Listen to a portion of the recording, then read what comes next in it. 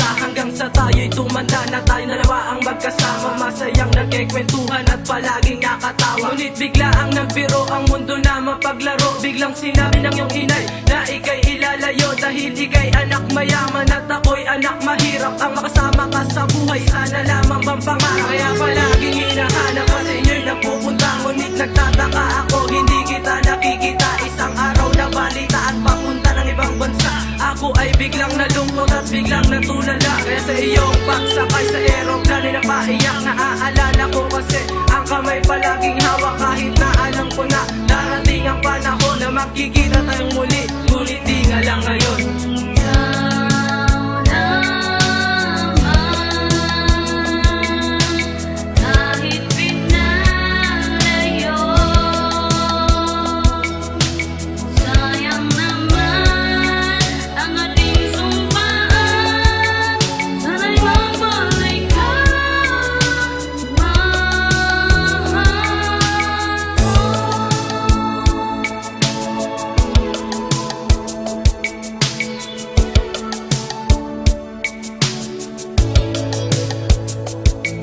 Ilang taon na rin lumipas, tayo ay nagkalayo. Tadhana nga naman ay hindi nagbibiro. Siguro nga naman ngayon ay masaya ka sa iba. Dahil ang sang katulad ko, mahirap lang walang pamporma. Sa di inaasahan tayo ay pinagtagpo. Hindi ko hahayaan na muling magkalayo. Dahil ang sang katulad mo, hinintay ko ng kay tagal. Bawat minutong lumilipas, ikaw ang dinarasan. Ika'y aking nilapitan, ngunit di mo ko kilala. Dahil ilang taon na rin tayong di nagkikita. Imbis na matuwa, ako ay nahihiya. Kasi ikaw ay may kotse, ako naman ay wala. Pero hindi ko iniisip na ikaw ay mayaman, na kanilang prinsesa at pinagsisindihan. Gusto ko lang naman maalala mo ang sumpaan nating dalawa, pangako walang iwanan.